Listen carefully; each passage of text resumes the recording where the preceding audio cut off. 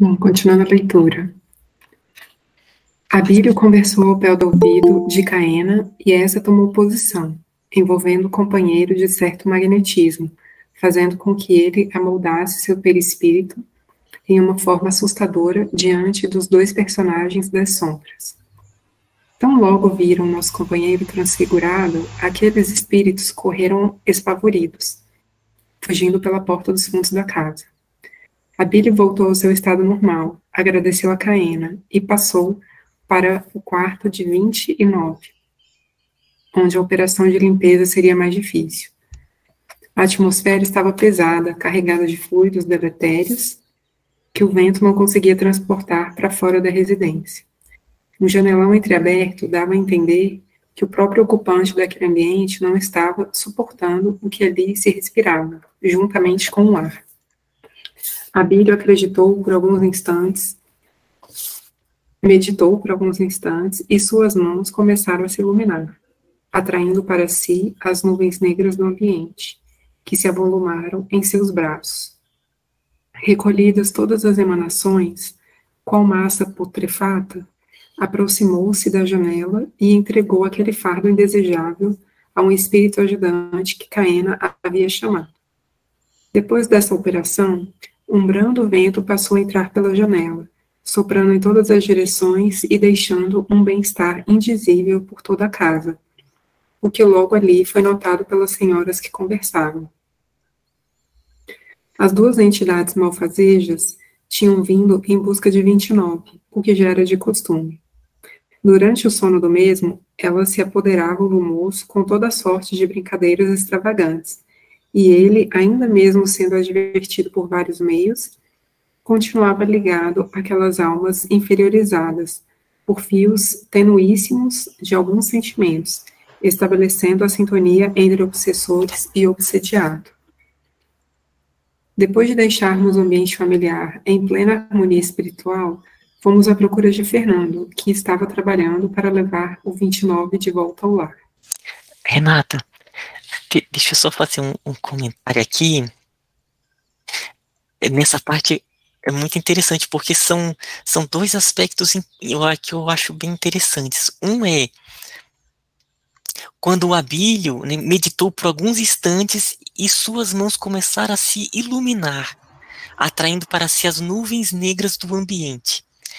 Aqui é bem um aspecto ligado ao magnetismo mental. Ele, pela vontade, ele foi atraindo essas energias e depois ele direcionou, né, um espírito levou para algum local onde essas energias vão ser escoadas.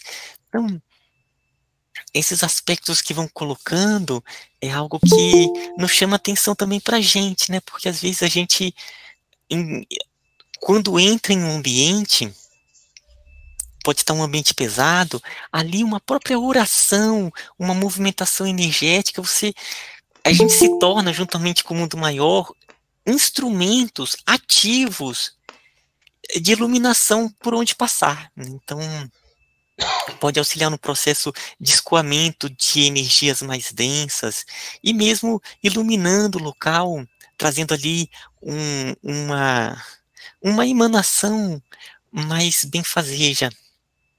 E outro ponto é essa parte aqui, né, das duas entidades malfazejas, que é esse ponto quando ele fala aqui, ó, quando eles estavam conectados, né, continuavam ligados àquelas almas interiorizadas, né, acho que a Rita, ela está com o livro, leu inferiorizadas, por fios tenuíssimos de alguns sentimentos, estabelecendo a sintonia entre obsessores e obsidiados, né, ou seja, pelo processo de sintonia, esses fios, eles são formados e durante o sono, ele vai prejudicar o trabalho, né? Então, os mentores vão ter que trabalhar mais ainda para ele conseguir participar do processo.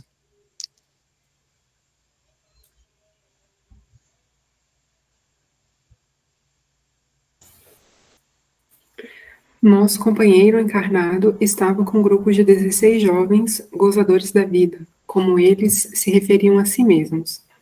Fernando, junto de 29, procurava protegê-lo com seus recursos, enquanto lhe insuflava ideias renovadoras, criando em seu mundo interior uma guerra de consciência que o levasse quase ao desespero.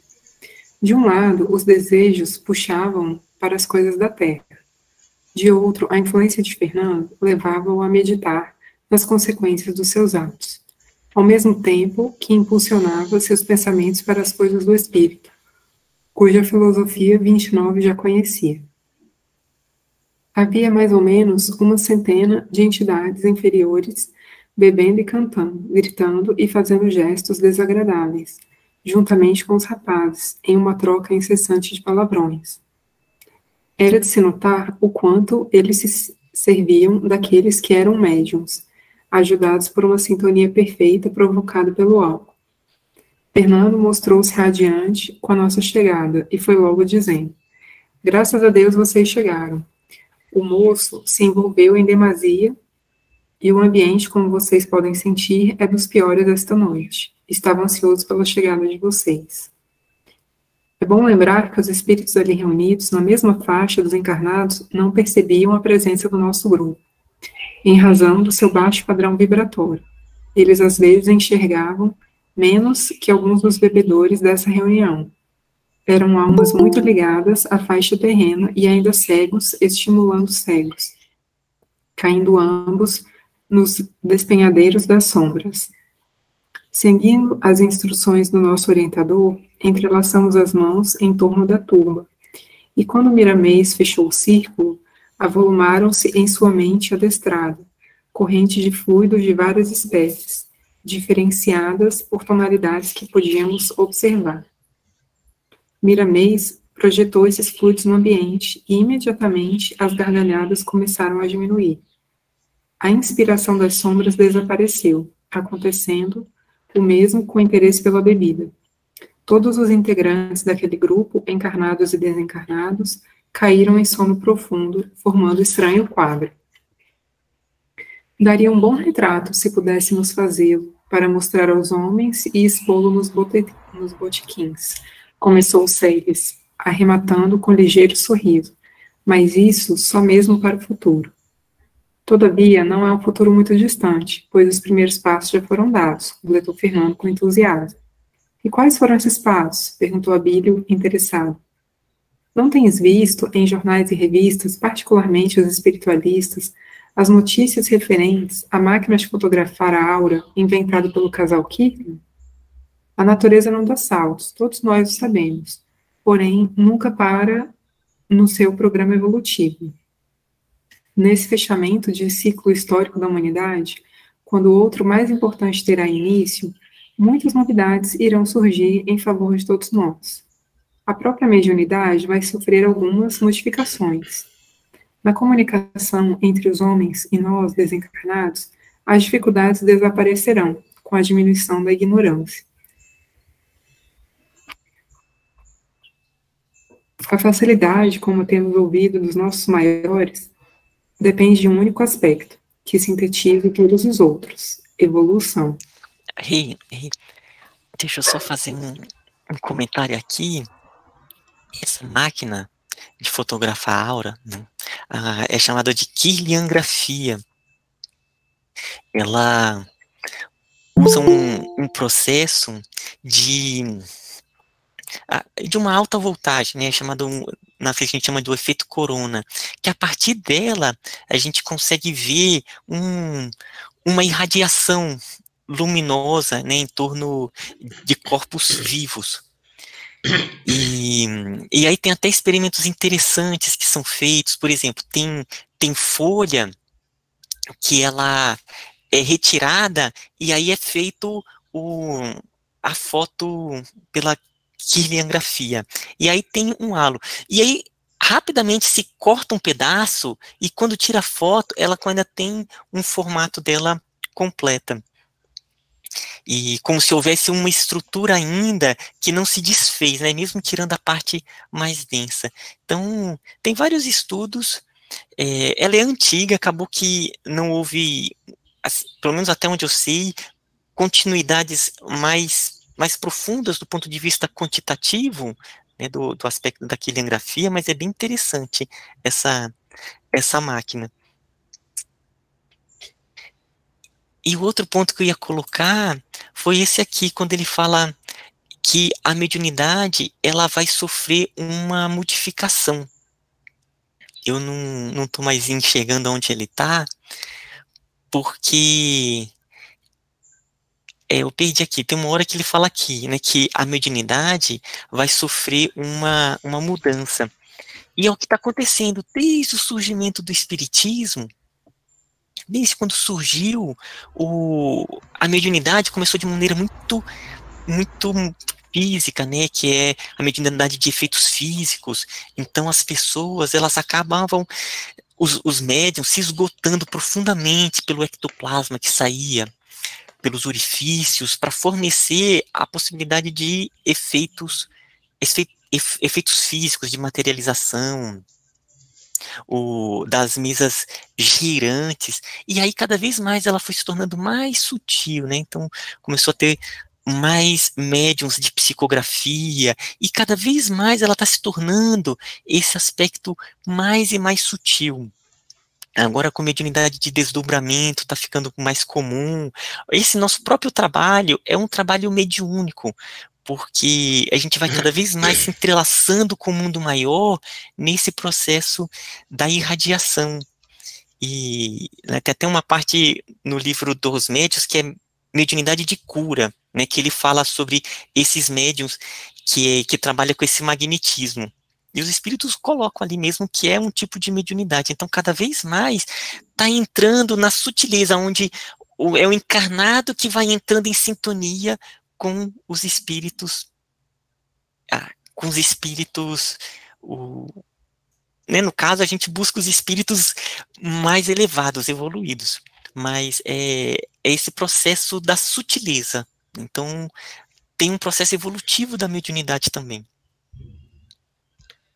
E tem uma mudança de paradigma, porque no início existia aquela famosa frase que diziam que era do Chico, não sei nem se é dele mesmo, que o telefone sempre tocava do lado de lá para cá.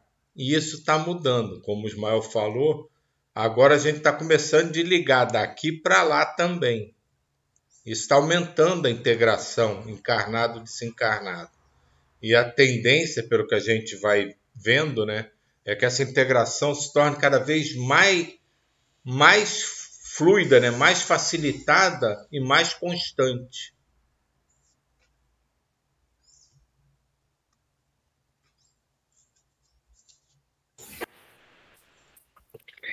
Voltamos nossa atenção para o ambiente, onde todos jaziam adormecidos, exceto 29.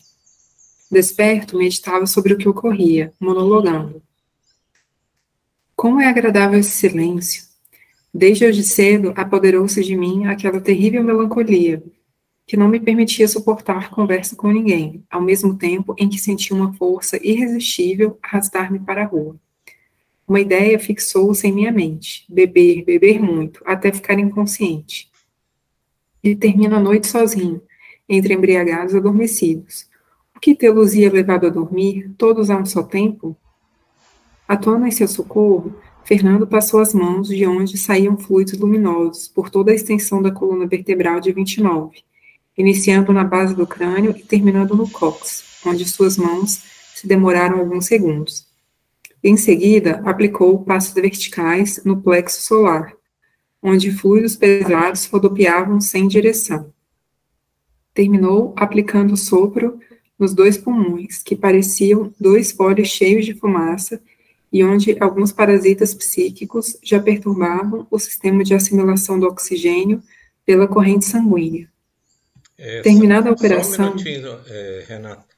Nesse pedaço aqui, só salientar uma coisa, que o Fernando aproveita os fluidos que estão saindo e concentra, né, o direcionamento deles na coluna e se detém na região do cóccix, né? Então, se a gente for imaginar, primeiro existe aquelas fluxos principais de energia, né, Ida, Pingala e Sushumna, né, que isso é mais visto principalmente no yoga, mas em escritos mais orientais, né?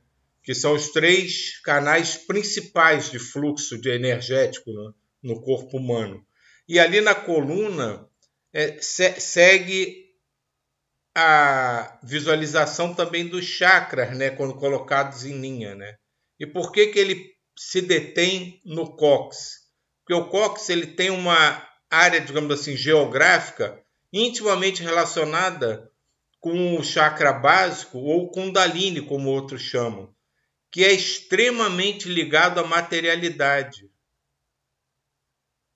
Então ele não só estava redistribuindo e intensificando aqueles fluidos, digamos assim, melhorados e mais sutis, como ele concentra no ponto que é mais intimamente ligado às coisas da Terra, que era o que atrapalhavam o despertar, digamos assim, do 29 para o trabalho, que interferiam diretamente.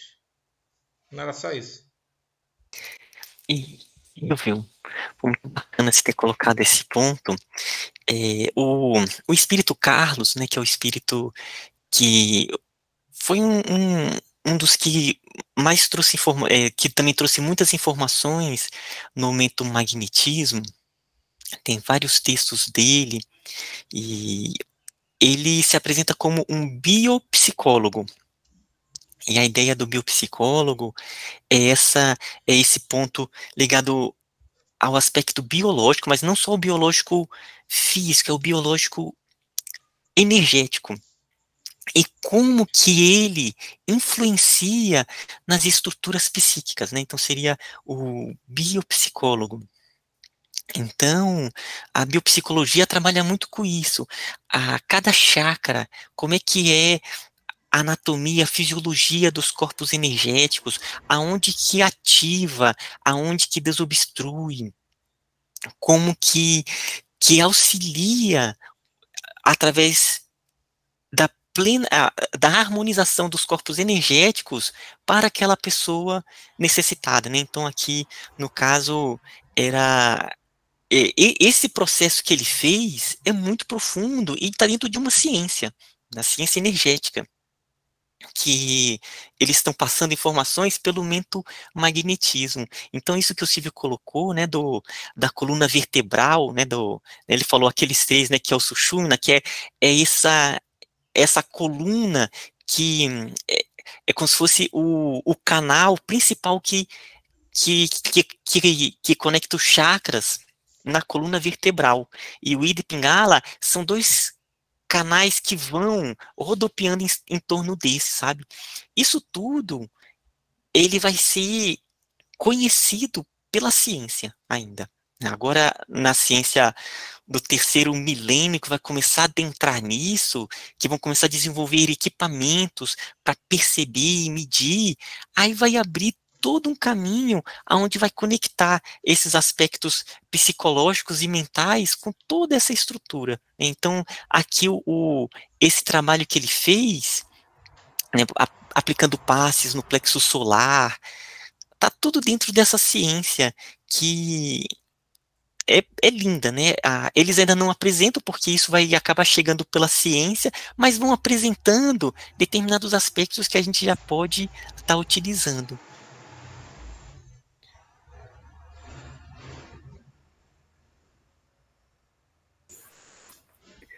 Terminou aplicando o sopro nos 2 pulmões, que pareciam 2 foles cheios de fumaça, e onde alguns parasitas psíquicos já perturbavam o sistema de assimilação do oxigênio pela corrente sanguínea. Terminada a operação, 29 levantou-se espreguiçando-se e abandonou o triste ambiente, dirigindo-se para casa e antes gozando o prazer do sono reparador em sua confortável cama. Seguimos-lo em sua caminhada até o lar, intimamente mudado em relação ao seu estado anterior, ia pensando: quando chegar a casa, depois de um banho e de um copo de leite, quero fazer a leitura costumeira. Hoje eu estou com a sede dos ensinamentos espirituais. Chegando ao lar, entrou com rapidez e trancou a porta, suspirando aliviado. Em poucos instantes, estava tomando um banho frio.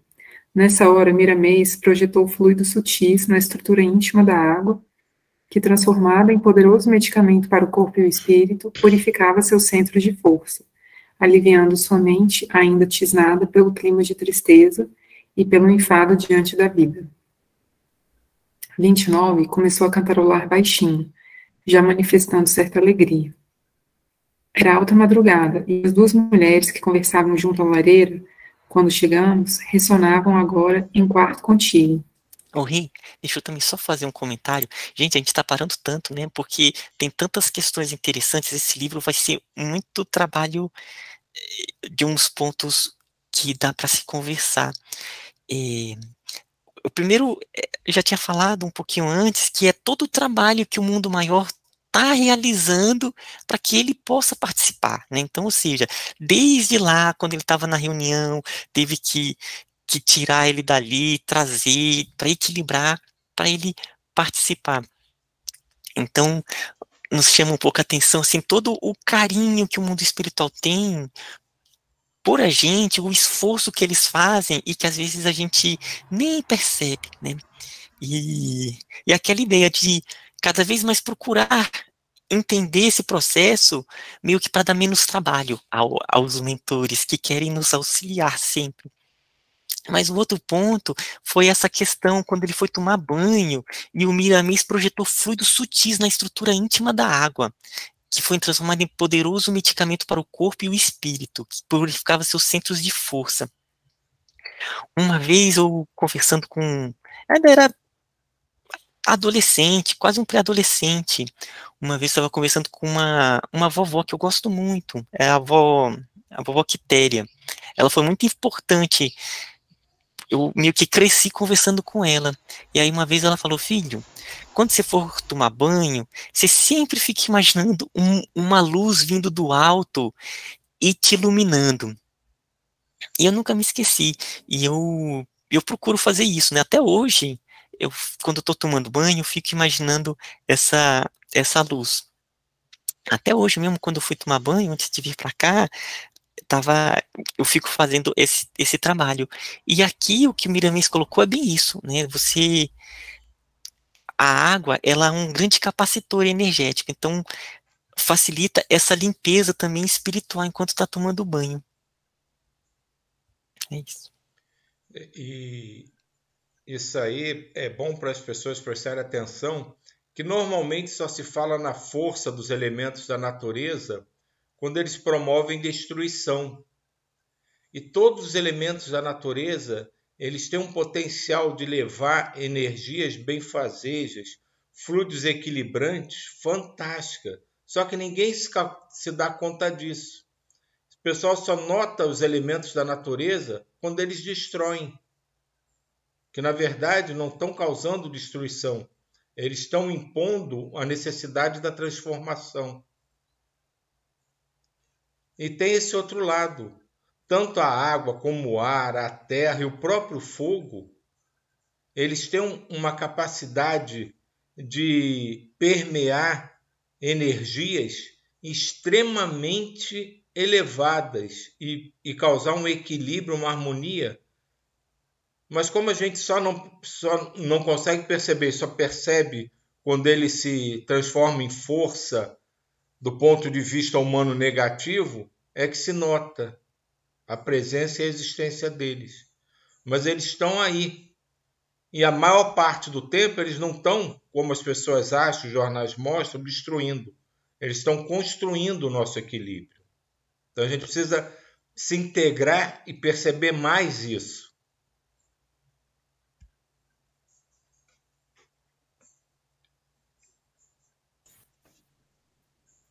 Era alta madrugada e as duas mulheres que conversavam junto à lareira quando chegamos ressonavam agora em quarto contíguo. A um gesto de Miramês, nos aproximamos, sem perturbar o ambiente de descanso. Nosso instrutor apontou para os dois corpos que jaziam nas camas, passando as mãos sobre suas cabeças, repetindo o gesto diversas vezes. Começamos então a ver um facho de luz bruxuleante sair da raiz do nariz das duas senhoras e se estender para a sala onde elas tinham estado conversando. E logo lá estavam elas, novamente conversando sobre assuntos do lar. coisas sem maior importância, porém, para elas, terapia conveniente. Miramês nos explicou com sua costumeira simplicidade. Concentrai a visão na estrutura do cordão fluídico. Eu vou só parar aqui, gente, porque a gente já vai começar a irradiação e essa parte do cordão fluídico, ela vai ser tão importante que eu acho que vai ser legal a gente começar na próxima semana dessa parte, né, que eu acho que vai ser muitos comentários, várias questões que podem ser incluídas, e porque é extremamente importante essa parte do cordão de prata, do cordão fluídico, embora o livro ele vai trabalhar bastante, mas é um ponto aqui que vai ser interessante, essa parte que ele vai adentrar.